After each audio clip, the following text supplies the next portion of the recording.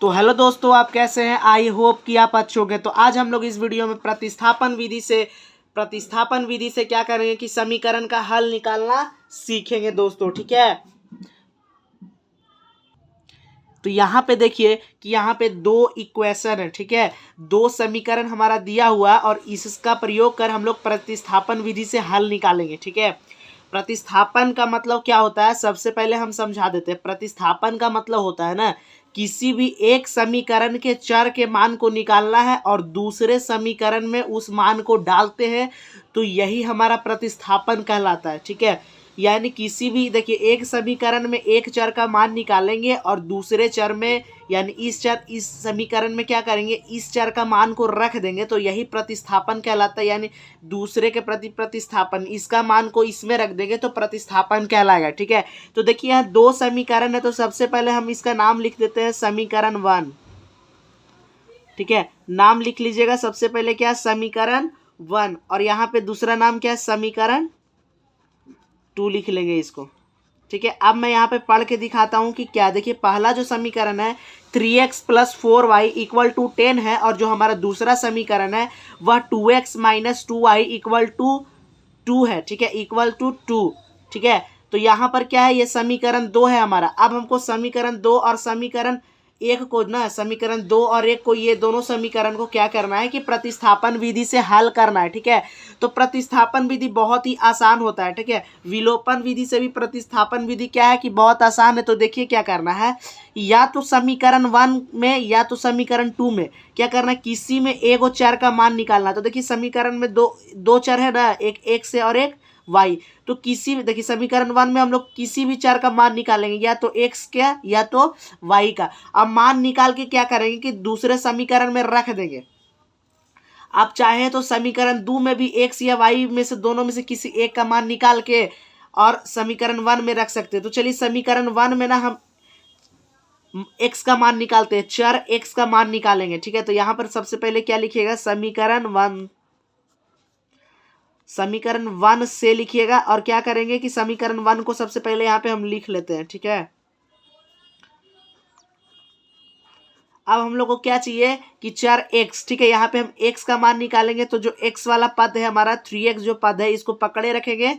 इसको क्या करना है, इसको ऐसे साथ में रखना है और बराबर कर 10 से, और ये जो प्लस में ना 4y, ठीक है, इसको उधर भेज देना है, तो माइनस में चला जाएगा 4y। इधर प्लस में है तो बराबर के उधर जाएगा, तो क्या चीज में जाएगा हमारा, माइनस में। ठीक है, तो अब देखिए कि यहाँ पे क्या है कि 3x = 10 - 4y। अब 3 जो है x के साथ गुना में है, तो बराबर के इधर जाएगा तो भागा में जाएगा, तो इस पूरे के साथ भागा में जाएगा, तो 10 - 4y/3। ठीक है, तो देखिए x का मान, एगो चर का मान हम लोग निकाले ना कि x का मान क्या होगा, बराबर 10 - 4y/3। तो इसको ना हम लोग समीकरण 3 मान लेते हैं। ठीक है, इसको समीकरण 3 मान लेते हैं। इसका नाम लिख लीजिए, कुछ भी नाम दे सकते हैं, 1 2 3 4। तो यहाँ पे हम समीकरण 3 लिख दिए। अब क्या करना है कि जो x का मान निकाले हैं, तो किसका मान निकाले हैं, कौन सा समीकरण में, तो समीकरण 1 से हम लोग क्या किए कि x का मान निकाले। आप चाहे तो y को भी पकड़ के निकाल सकते हैं। ठीक है, किसी से भी बना सकते हैं। तो अब देखिए इस समीकरण में हम लोग क्या किए कि एगो चर x का मान निकाले, तो दूसरे समीकरण में क्या करेंगे, इस x के मान को रखेंगे। तो पहला समीकरण में से हम लोग क्या किए कि x का मान को निकाले हैं, तो क्या करेंगे कि उस मान को हम लोग दूसरे समीकरण में रखेंगे। तो यहाँ पे हम लोग लिखेंगे कि x का मान समीकरण 2 में रखने पर, ठीक है, यहाँ पे लिखिएगा x का मान समीकरण 2 में रखने पर। ठीक है, x का मान क्या करना है फ्रेंड्स कि समीकरण 2 में रखेंगे। तो अब हमारा देखिए कि समीकरण 2 क्या है, 2x - 2y = 2। ठीक है, 2x - 2y यहाँ पे लिखेंगे, 2x - 2y बराबर क्या हमारा 2। ठीक है, तो क्या करना है कि x का मान जो यहाँ पे इस समीकरण 2 जो लिखे इसमें हम लोग रख देंगे। ठीक है, तो x का मान इसमें रखेंगे, तो चलिए रख लेते हैं हम लोग। यहाँ देखिए 2 है और 2 के साथ x क्या चीज में है, गुना में, तो x का मान यहाँ पे क्या है लिख देंगे। तो गुना में है तो सबसे पहले ये पूरा बड़ा संख्या है, तो हम यहाँ पे ब्रैकेट लगा देंगे, और बट्टे में क्या 10 - 4y और नीचे क्या है 3, तो 3 लिख देते हैं हम लोग। अब बंद कर देंगे। फिर यहाँ देखिए -2y इक्वल टू 2। अब क्या करना है कि 2 से इस पूरे में क्या करना है कि हम लोग को गुना करना है, ठीक है। तो देखिए 2 का नीचे कुछ नहीं है तो क्या हमारा 1 है, 2 का नीचे कुछ नहीं है तो हम लोग का 1 है। अब यहाँ पे आप समझिए कि 2, देखिए 2 को गुना करेंगे 10 के साथ तो क्या होगा 20।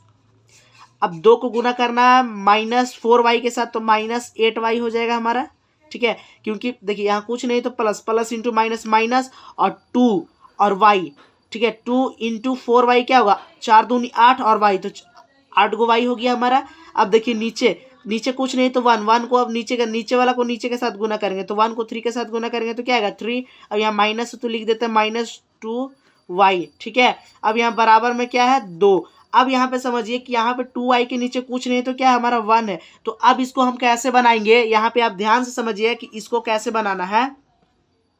यहाँ पे इसको कैसे बनाएंगे हम, यहाँ देखिए कि भिन्न का घटाव के जैसा है, ठीक है। तो सबसे पहले क्या करना है कि 3 और 1 का एलसीएम निकाल लेना है। तो 3 और 1 का एलसीएम क्या होता है हमारा 3 होता है। अब 3 को 3 से डिवाइड देंगे तो 1 बार, ठीक है। तो 1 से गुना करेंगे 20 माइनस 8y को तो क्या होगा 20 माइनस 8y हमारा आएगा, ठीक है। अब देखिए माइनस है तो माइनस लगाएंगे। अब 3 को 1 से डिवाइड देंगे तो 3 बार में, और 3 को -2y है तो यहाँ पे देखिए -2y तो माइनस लिख दिए। 2y से 3 को गुना करेंगे तो क्या आएगा 6y, ठीक है। यहाँ पर 6 गो y हो जाएगा, बराबर क्या होगा 2। अब यहाँ पे देखिए कि अब यहाँ पे सॉल्व किए, यहाँ पे आपको समझ में आ गया होगा। एक बार फिर से आप देख लीजिए, आप गड़बड़ाइएगा मत। 3 और 1 का एलसीएम हम लोग निकाले 3, और यह पूरा 1 है, ठीक है। यह पूरा क्या है 1 पद है, यह पूरा 1 है, ठीक है। तो इसमें क्या किए कि ये 3 एलसीएम आया तो इस 3 को इस 3 से डिवाइड दिए तो एक बार में काटा, और ये पूरा एक समान है, ये एक ही पूरा है पद। तो 1 को गुना कर दिए यहाँ पे, तो 1 से गुना करेंगे तो कुछ बदलाव नहीं आएगा, वही संख्या लिखे। अभी माइनस तो माइनस। आप देखिए 3 को 1 से डिवाइड दिए तो 3 आएगा हमारा, और 3 को मैंने क्या किया है कि 2 से गुना कर दिया तो 3 दूनी के 6y, ठीक है। अब बराबर में 2 था तो 2। अब देखिए कि 3 इधर भागा में, बराबर के उधर जाएगा तो क्या चीज में जाएगा हमारा गुना में। तो यहाँ पे क्या करेंगे कि हम गुना में भेज लेंगे। देखिए 2 इंटू भागा में है तो उधर गया तो गुना में, ठीक है। तो अब यहाँ पे देखना है क्या कि देखिए ये भी माइनस है और ये भी माइनस, तो ये जुट जाएगा। तो जुटने के बाद कितना होगा -14y, ठीक है। जोड़ेंगे तो 14 होगा, y है तो y, और देखिए दोनों माइनस में है, और यहाँ बड़ा वाला का साइन लगाएंगे माइनस, बराबर है तो बराबर देंगे, और 3 दूनी के 6 होगा हमारा, ठीक है। तो यहाँ पे 6 हो गया। अब यहाँ देखिए कि -4y को हम लोग पकड़ के रखेंगे, क्योंकि यह क्या है चर है और ये अचर है। अचर वाला को साथ में हम लोग कर देंगे, ठीक है। तो यहाँ पे हमारा -14y बच जाएगा, और 6 -20 हो जाएगा। इधर प्लस में बराबर के उधर गया तो माइनस में, तो -14y इक्वल टू 6 में से 20 माइनस करेंगे तो क्या आएगा 14, और बड़ा वाला का साइन लगेगा तो -40 हो जाएगा, ठीक है। तो यहाँ पे मेरा पेपर खत्म हो चुका है, मैं दूसरे पेपर में आपको बताता हूँ, ठीक है। तो अब देखिए कि जो -14y है यहाँ पे, पहले मैं उतारूंगा उसके बाद आपको फिर से समझाऊंगा, ठीक है। यहाँ पे आप समझिए कि क्या है कि -40y बराबर 40y। तो देखिए जो -40 है y के साथ क्या चीज में हमारा गुना में है, y के साथ हमारा क्या चीज में है फ्रेंड्स की गुना में है। तो इधर भेजेंगे तो क्या चीज में जाएगा भागा में, तो y इक्वल टू 40y क्या होगा -40, ठीक है। देखिए माइनस से माइनस खत्म, और 14 से 14 खत्म हो जाएगा एक बार में। तो y का मान क्या है हमारा 1, ठीक है। अब y का मान आ गया है, तो y का मान निकालने के लिए क्या करना है कि y का मान या तो समीकरण 1 में रखेंगे, या तो 2 में, और या तो 3 में, ठीक है। तीनों में से किसी में भी हम रख देंगे ना तो हमारा x का मान आ जाएगा, ठीक है। तो चलिए आइए हम समीकरण 3 में रख के देखते हैं कि आता है कि नहीं, और सब में ही आ जाएगा, ठीक है। तो हम y का मान समीकरण 3 में रखने पर लिखेंगे y का मान समीकरण लिखेंगे 3 में रखने पर, समीकरण 3 में रखने पर, ठीक है। तो समीकरण 3 क्या है हमारा, यहाँ पे ध्यान से देखिए कि समीकरण 3 क्या है हमारा, x बराबर 10 - 4y/3, ठीक है। तो यहाँ पे लिख लेंगे x बराबर 10 - 4y/3, ठीक है। तो अब यहाँ पे हम लोग क्या करेंगे कि y का मान को रखेंगे तो x का मान हम लोग का निकल जाएगा, ठीक है। तो यहाँ लिखेंगे x बराबर 10 - क्या है 4y, तो यहाँ 4 है, और y क्या चीज में गुना में, तो y का मान यहाँ पे हम लोग क्या निकाले हैं 1, तो यहाँ लिखेंगे क्या 1, और y में क्या है 3 तो 3। अब यहाँ पे देखिए x बराबर क्या होगा 10 तो 10 लिख देंगे और माइनस है तो -4 × 1 क्या होगा 4। अब बट्टे में क्या है 3 तो 3 लिख देंगे। ठीक है, अब देखिए कि 10 में से जब 4 जाएगा तो 6 आएगा और बट्टे में क्या है 3।